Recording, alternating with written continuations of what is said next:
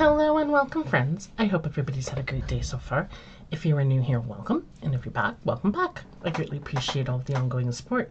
This is my channel, Dragonsjewel, and I'm just going to get all that wonderful YouTubey stuff out of the way first. If you haven't hit that subscribe button yet, please consider doing so, just down below. If you like the content you see, don't forget to give a like. And of course, any love, comments, suggestions, all those wonderful things, there's a comment section down there as well for all of that. Today, we are going to talk about checkerboarding.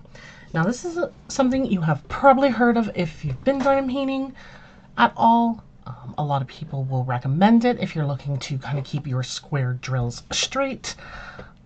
You may not have even heard of that, but as I just mentioned, it's a way to keep square drills straight, especially if you aren't comfortable with multi-placing, which just means you're placing multiple drills down at once.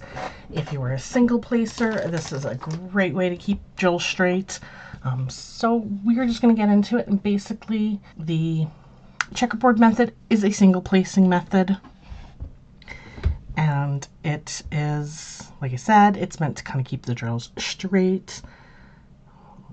It's fairly simple, and it sounds exactly what the name says. You are creating a checkerboard pattern onto your canvas, so it works great on large color blocking areas. So as you can see, all of this right here on this canvas is 310. Now normally I'm comfortable with multi-placing, so I don't use this method myself very often, but I want to show it for people who will find it helpful. So I'm going to start, and basically I'm going to start creating that checkerboard pattern.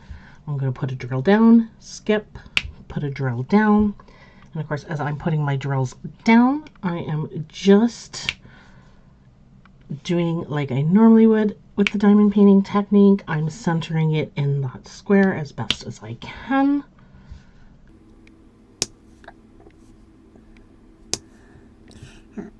Not going to do it all, but I will do a large enough section so that you can kind of see what I'm doing here. Which right now I'm going in, I've jumped down to a second line below, and I'm alternating those drills. So where I've placed a drill up top, I skip that place, and then I place it on a spot where I didn't place the drill above it, kind of thing. I'm creating that checkerboard pattern.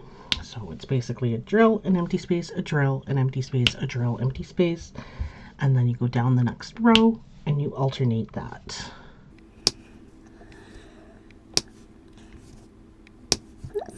Gotta let go. You gotta come off the pen.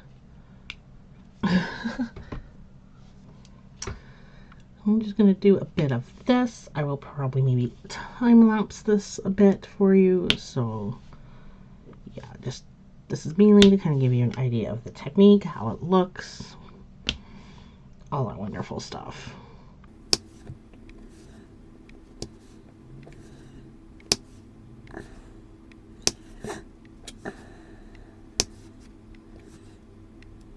Okay, let go of the drill.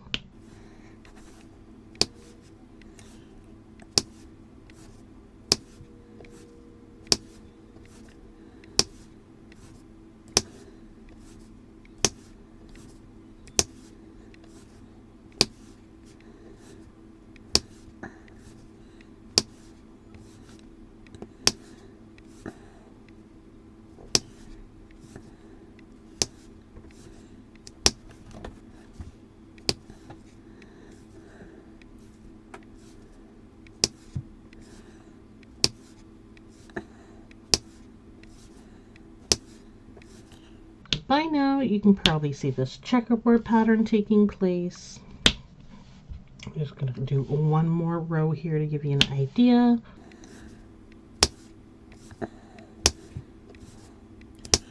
And you would do this in as large of a color blocking section as you want. You could do this entire section this way, but I will bring the camera down. So there you can kind of see. There you can kind of see the checker blocking pattern, how it's looking. So basically that's what you're going to look like, and I'm going to take it back up just so I don't knock it with my pen. And then now what I will do is I'm going to go in and I'm going to fill in those gaps now. Once again, doing that single placing method. And what that's going to do is that's going to kind of push the other drills together, and it's going to help kind of keep them aligned and straighten them up all at the same time.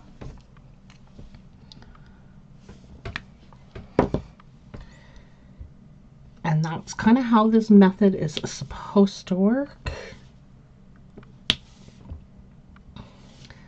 And I know this is a method that a lot of diamond painters who have diamond painted for a while will recommend, especially when you're newer to diamond painting and you're wanting to try out square drills, but you're worried about keeping them straight. This is one of many techniques that you can use, especially when you're not comfortable multi-placing. Another one is you can figure out the spacing for the grid of your diamond paintings and find the appropriate ruler. And the ruler, they kind of work more in like T-sections, kind of like how this one is in the T-section. They kind of work that, and then you go in and fill the gaps in between. But that's also another technique that you can use to keep your drills straight. Another one that I've seen while diamond painting that people have used to help keep drills straight is they've used the nose strips, just metal nose strips, and they've kind of placed them with a line or two in between for your gapping, and then they just diamond paint, pull up those nose strips, fill in the gaps. Yeah, so there's like many different techniques. You'll find one that you're comfortable with, what works best for your diamond painting style.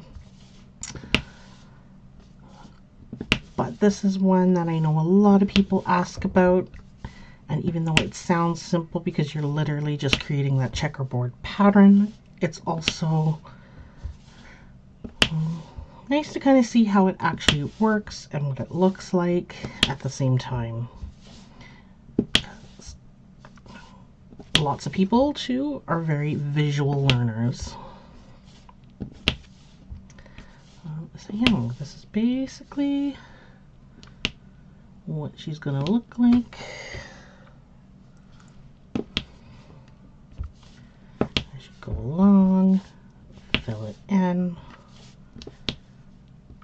This technique might be too tedious for some. Some people might not like it. That's a lot of what I hear about checkerboarding from people that don't like it.